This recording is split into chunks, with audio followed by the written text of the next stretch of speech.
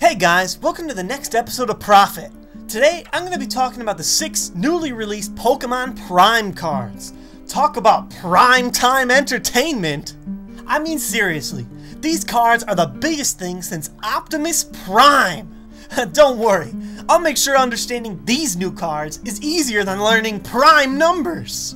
In this episode, you'll really see that the Pokemon trading card game is in its prime. If Pokemon was steak, these cards would definitely be prime rib.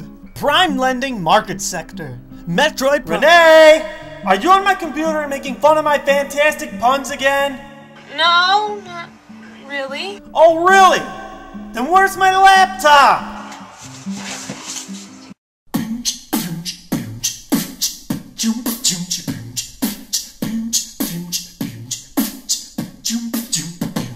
You're Reggie Rocket with my nonsense and hopeless Poke products. You won't stop till you're about to the top with all the hot bips. Hit with the metagame train, the reigning top kid's at the top of his game, and you can't hit on top this. You want the best tricks? I suggest you profit. You want a mess split? I suggest you profit. Once we started rolling, you know you can't stop it. Let's go and get some lessons from JWittz and Profit. Yeah.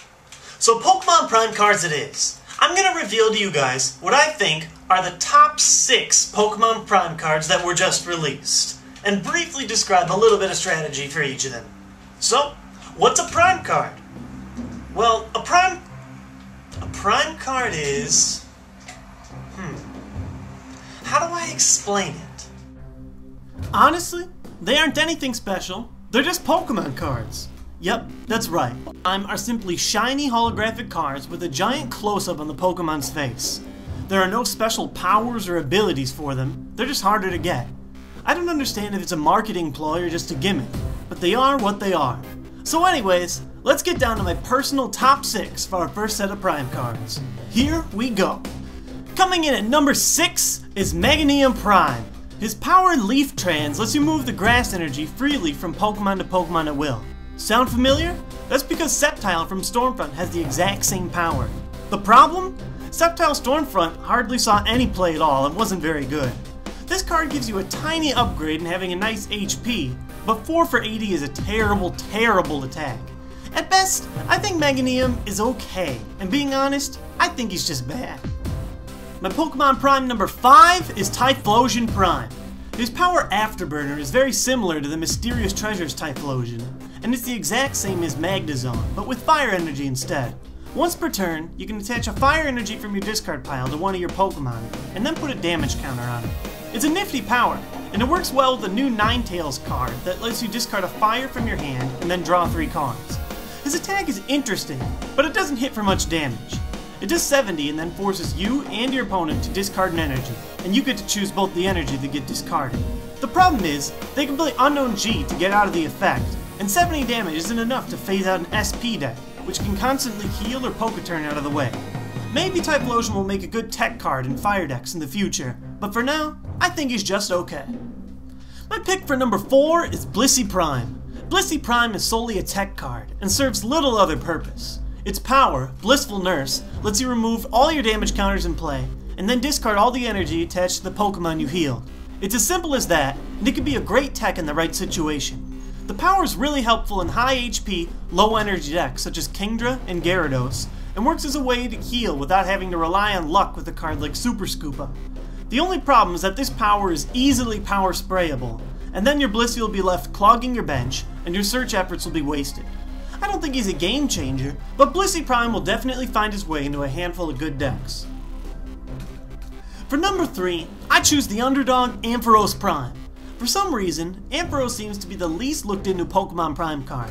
140 HP is great, the fighting weakness is terrible with Machamp and Donphan Prime out, and the steel resistance is just okay. His body is that every time your opponent attaches an energy, they place 1 damage counter on the Pokemon they attach to. This body also stacks, meaning that you have to place 2, 3, or even 4 damage counters per Ampharos that's out. The attack is okay.